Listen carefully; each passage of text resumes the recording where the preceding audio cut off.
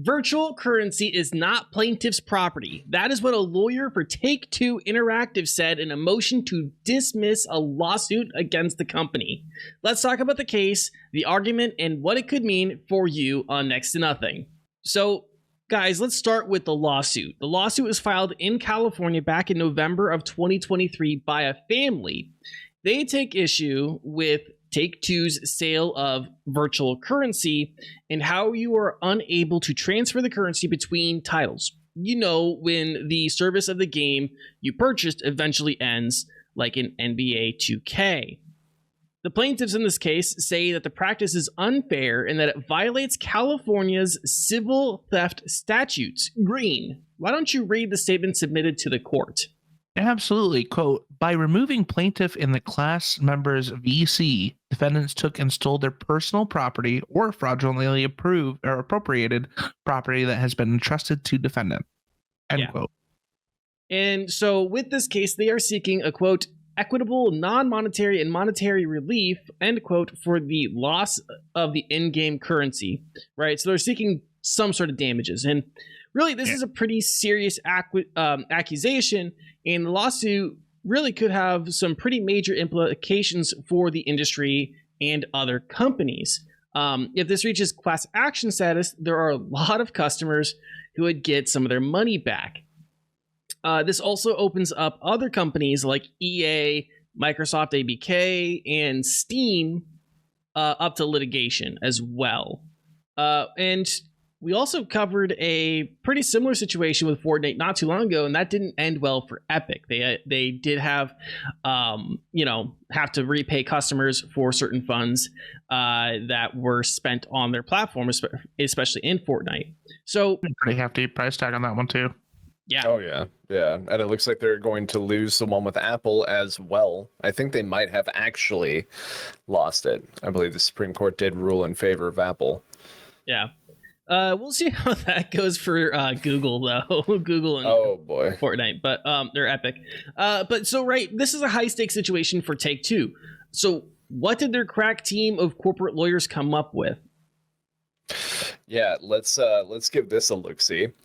Plaintiffs' claims to property ownership of virtual currency within the games, as well as his suggestions that defendants have an obligation to refund unredeemed virtual currency or enable the transfer of virtual currency from one of defendants' games to another, are merely conclusory and wholly invented.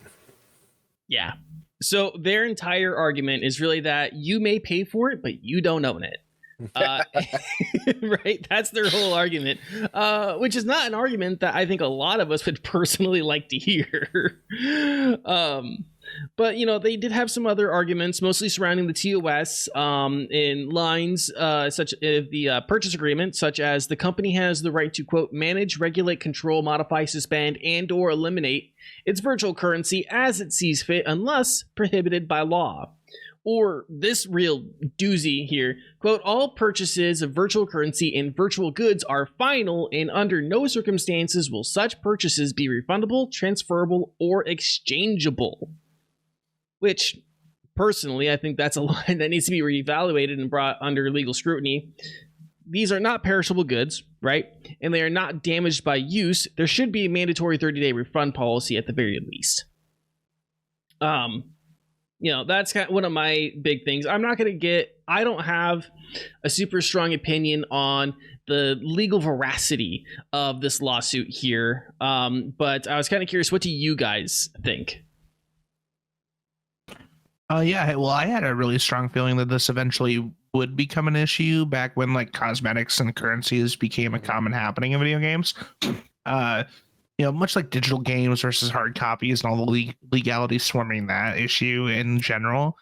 I have always went into purchasing in-game items as a risk and not something that I necessarily felt ownership over. One of the games that I can use as a big example, we bring this game up all the time, is Hunt Showdown. I purchased in-game stuff. I only purchase in-game stuff if, and that's a big if, I like the game and I want to support the devs. I think it's the best mentality to have when purchasing extras on top of the game. But that's just my personal opinion. And I can for sure see people's issue with the ownership and wanting to put a really hard line on what is, quote unquote yours and what isn't.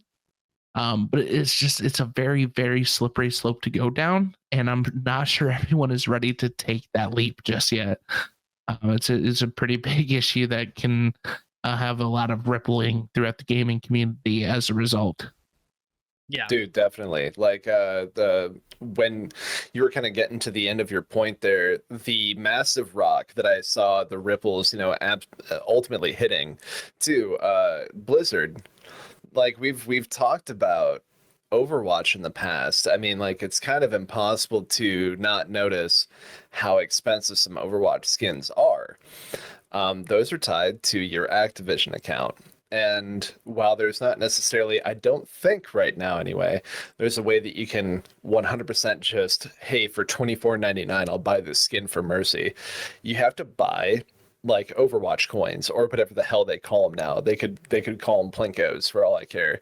But that's how a lot of these games work, is they make you transfer your cash into a virtual currency, and then that fills up a virtual wallet, which you then use to buy cosmetics, whatever, what have you.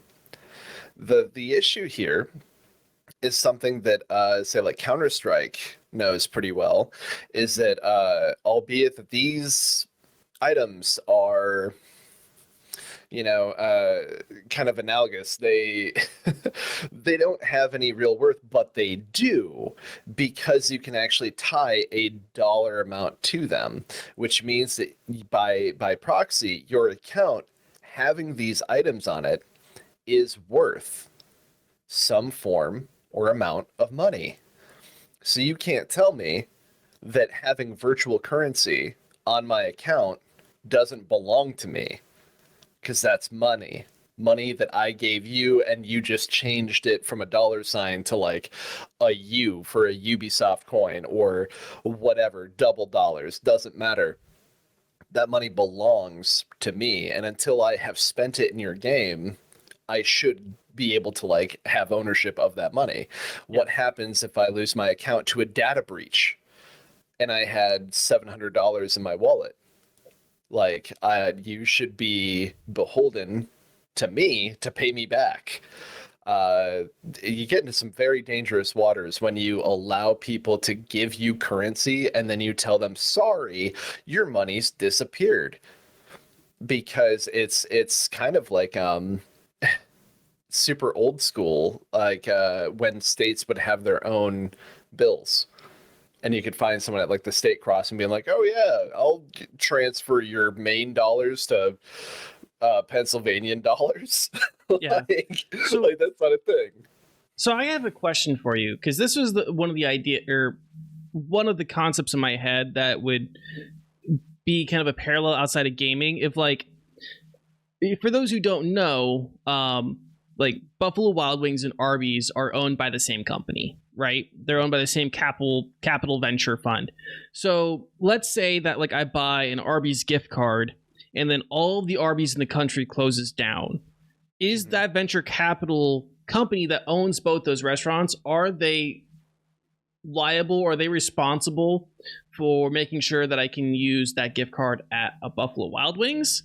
Like that's the parallel that I'm seeing right now. It's like that, like I could kind of see like an argument outside of gaming of like, if I have a gift card for one thing and you own another thing, can I use that gift card at that other thing?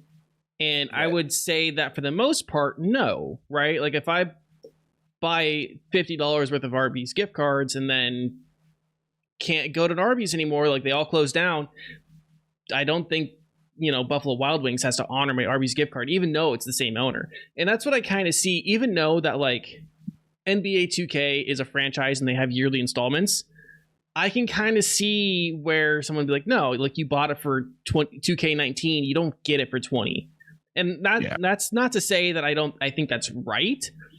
Like, I don't think that's ethical. I don't think that's, morally correct, but I think in terms of like for the sake of argument, like legal argument, that might be the kind of case that they're putting together here.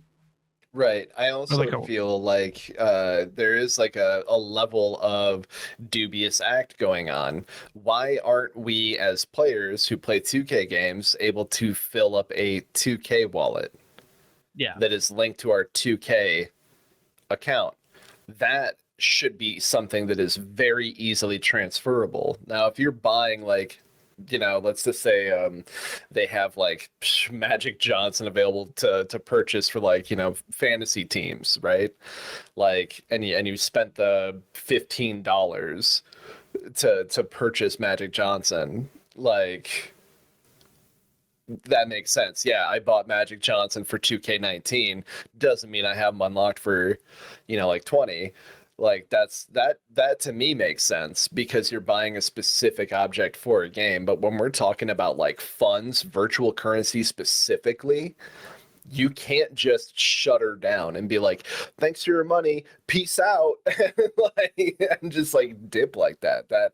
That's just, yeah, like you're taking someone's money and running. So the hearing on the motion to dismiss won't be until March 14th. So we have about a month from the release of this video to know if the case will move forward or not. But I think that's going to do it for us here. Of course, let us know what you think in the comments of this video. Do you think this lawsuit will move forward? Why or why not? We'd love to know your thoughts. We read and respond to every comment, unless you're a complete and total asshole. If you learned something, leave a like. For more gaming news with a focus on customers, subscribe to this channel. And until next time, stay safe, stay healthy, keep fighting the good fights, and we'll see you in the next video.